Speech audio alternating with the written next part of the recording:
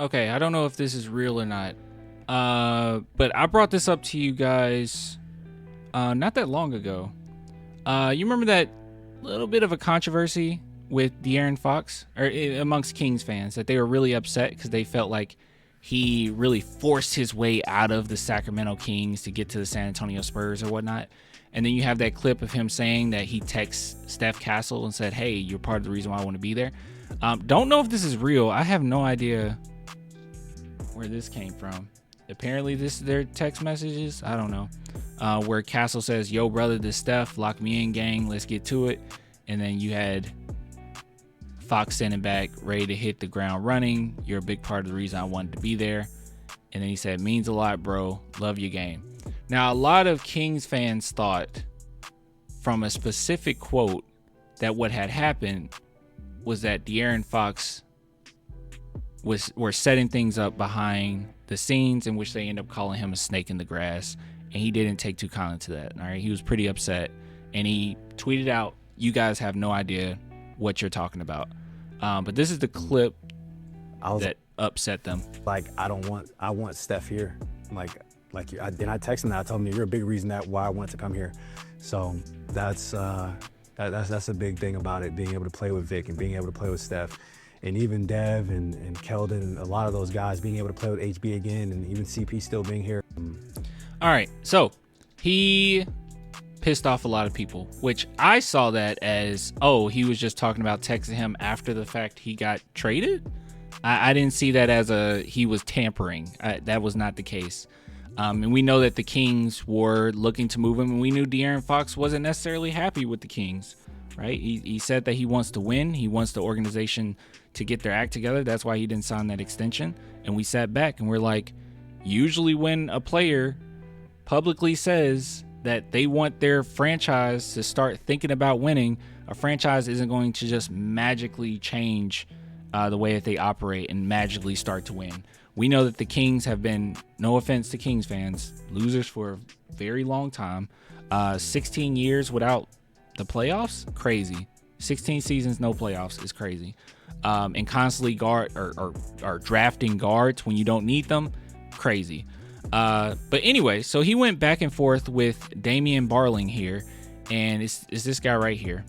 And he called him a snake in the grass, right? And then that's when De'Aaron Fox responded and said, "You guys don't know what you're talking about." You know, just I'm making it a PC version, okay? All right, this is a clean version.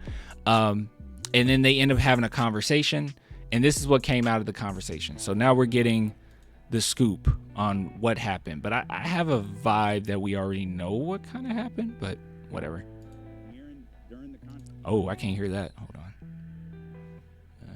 I have to listen real close. I'll turn it up for you guys, though. Contract negotiations for Mike Brown. They did not want to. The reason the contract negotiations they win is because the front office didn't want to re-sign Mike Brown. And De'Aaron basically said, "If you don't, send me. I'm not playing for another coach. We're not going to keep doing this. If Mike's not coming back, then send me somewhere else." And obviously, I guess begrudgingly, whatever, the front office winds up signing Mike Brown. We know how that story ends. And Mike gets fired. De'Aaron took that as, okay, I told them before the season started, if they're not bringing back Mike Brown, move me. Very low. This is literally the best I can do. I got it turned up all the way. And by the way, that was something that a lot of Kings fans were trying to use against him, saying that he forced his coach out, which that was not the case. And even me not being a Kings fan, I knew that when it happened. Okay, so Fox sent that screenshot. Okay, so the screenshot is real. Okay, cool. I take this as they're moving on from me. They know how I feel. De'Aaron said as much in Los Angeles. I think he said it to Sean Cunningham. The front office knows how I feel. De'Aaron was, in fact, from his own words, pissed off that he was left to answer questions about this, especially coming off of the heels of that Detroit game, where Mike said what he said, the game ended the way that it did, and everyone's emotions are sky high. So the fact that he had to be the one to answer questions the day of that Lakers game, yes, that absolutely bothered him. The season had been spiraling, everything had been spiraling, and it's all compounded by the fact he told them, if you move on from Mike Brown, I don't want to be here. Yep, not respecting your players. I asked him directly, did you have it in your mind that you wanted to leave Sacramento before the season started? Definitively, without hesitation, he said no. And then he goes into the Supermax. I said, D, you don't have to explain that to me. I get it. I understand how the business works. And I know you don't listen. I know you're responding to a tweet. We've had your back this entire way. We never thought you declining the Supermax meant anything. And then I asked him when was the first time he really honestly thought he was leaving Sacramento. He said it was when they fired Mike. So when they fired Mike, that's when I knew I'm probably leaving Sacramento, because I told them, if you fire Mike Brown, I want out. He didn't reiterate it to him. He didn't say it to him again. He told him before the season, if you fire Mike Brown, I want out. When they fired Mike Brown, he immediately thought, I'm leaving Sacramento. I'm out of Sacramento. He also told me he didn't expect to get traded during the season. He wasn't trying to finesse a trade during the season. When all of this started happening, I think it's kind of embarrassing. Like, no offense, but I think it's kind of embarrassing that he even tweeted out that he's a snake in the grass when we're sitting back and we paid attention to what was going on, and not once did I get the impression that he was forcing his way out of the Kings. Even stuff that I heard and stuff that I knew about the situation, he was not forcing himself out of the Kings. The Kings were open to discussions on moving him, and the Spurs were always kept their eyes on that situation, because our foresight is kind of crazy. I would take Mike Brown every day of the week. Mike over Mitch. Well, yeah, Mike Brown will be a better coach than Mitch Johnson, but, have to wait and see. he was like, well, I'm getting traded this offseason. He was like, I did not. A live stream poll of what? Maybe we can do it for the next segment. What would the poll be? Oh, Mike Brown or Mitch Johnson? Come on. We know how this is gonna go. But fine. Come on. All right. Let's see here. Start poll. Who would?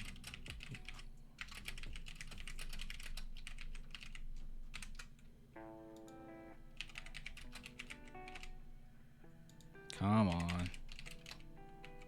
But hey, maybe it'll be a little lopsided because we just won. I don't know. There you go.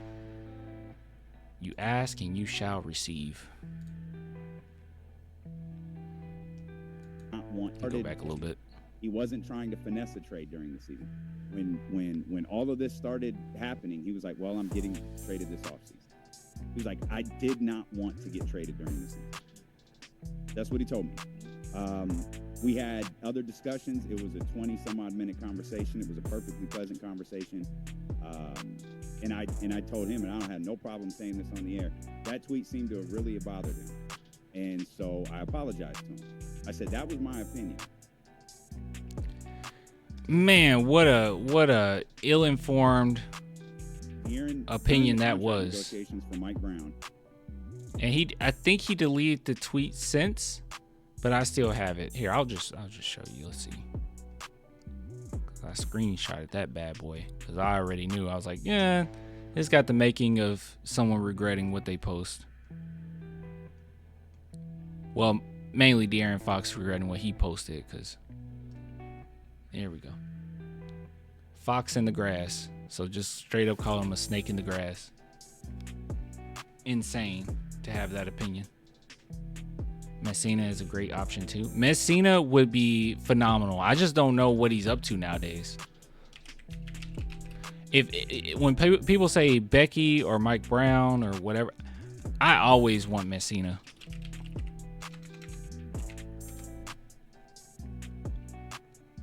I want to coach Messina for a very long time.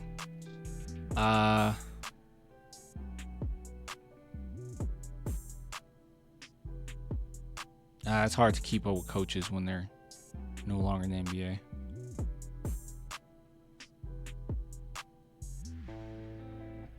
2019 article here that says Messina never got the chance he deserved in the NBA.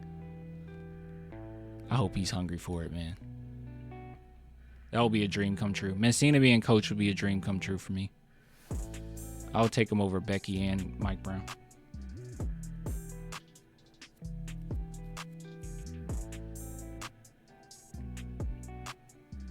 He's very creative with his lineups as well. All these things where I'm getting upset about our rotations, he would fix that. He would fix that. All right, let's look at this poll. I'm actually shocked.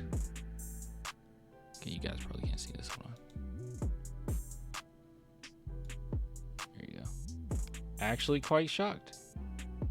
Mike Brown only got 83%. I'm actually quite shocked. I'm not the biggest Mike Brown fan, by the way. So I want Udoka.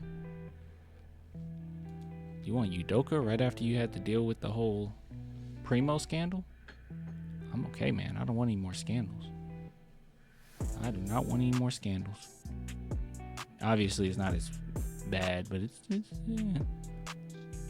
You're doing stuff you shouldn't be doing.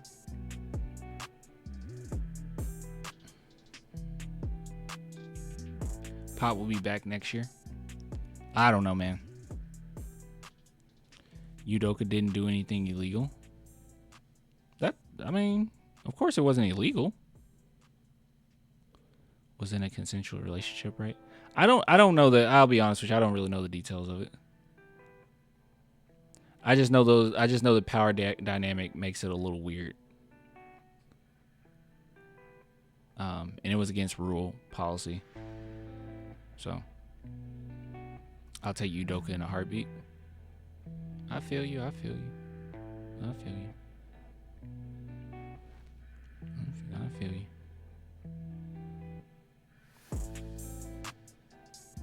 Your morality doesn't have to be on 120, okay? It's fine. I thought he had an affair with a higher-ups partner. Is that what it was? Was he already married too? Show me a man that ain't slipped once. Popovich. Greg Popovich. That's the standard I'm holding him to. Greg Popovich. He was never married? Oh, okay. I don't know. Yes, owner's partner. Oh, it was the owner's partner? He messed with the owner's partner, y'all? Come on.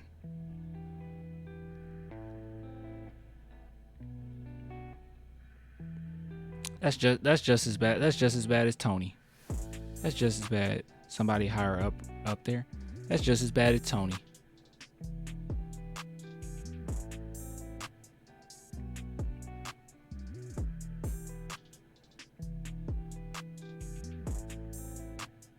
Oh, just kidding. He was divorced at the time. I'm so confused. What?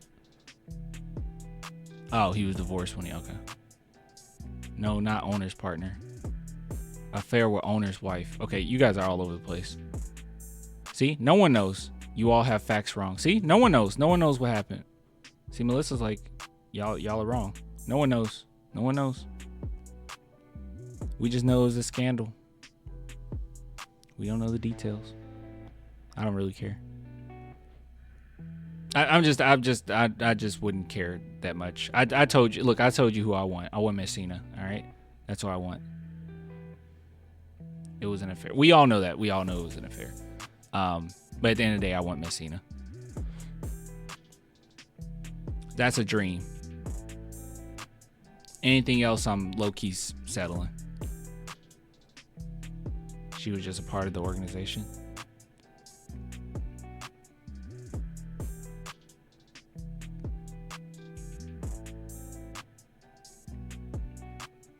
Messina will be good. He will be perfect. D'Antoni is available. Who wants D'Antoni? He would completely go against what we do, like our identity or what the identity we're building. D'Antoni hates defense. Don't bring D'Antoni anywhere near my team. You take Udoka over Messina? Oh my goodness. I don't know why you would do that. Why would you do that? Yeah, it's fine. They worked together. They were both on that Spurs bench. What a crazy great bench we had of coaches. But I think Messina is a better coach than Udoka. He just didn't get an opportunity. Udoka all day over Messina. That's just because y'all know Udoka better. Messina was the man. Coach Clan. I can coach. You guys want me to coach? I'll coach the team. I'll lead us to a 0-82 season. Make sure we get a good draft pick. And that's me trying. Don Nelson. Get those texts. I'll get a tech every game. Easy paycheck. I'll come in quarter one, curse out the refs, go home. The next game, do it all over again. Clay gonna cause Wemby to say nah. Wemby will respect me because of all those texts. Oh, Spo isn't leaving the Heat. Come on now.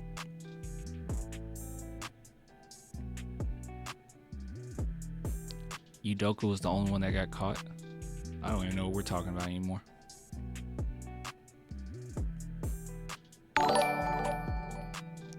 Oh my goodness. Thanks for the super chat, man. What the heck? I was at the Hornets game here in Charlotte. Hey, well, I guess TTV might not be in the chat anymore. Chase might not be in the chat anymore, but he was there too. Exciting game, but heartbreaking ending. I like our team. We're close. Maybe one more piece. We're not one more piece, but not too many pieces. We're like 2 more pieces away. We need a small forward and we need a legitimate backup center. Like those are the 2 pieces we need. And then we need to figure out the coaching situation because that kind of terrifies me. It really terrifies me. Yeah, all right. On to the next.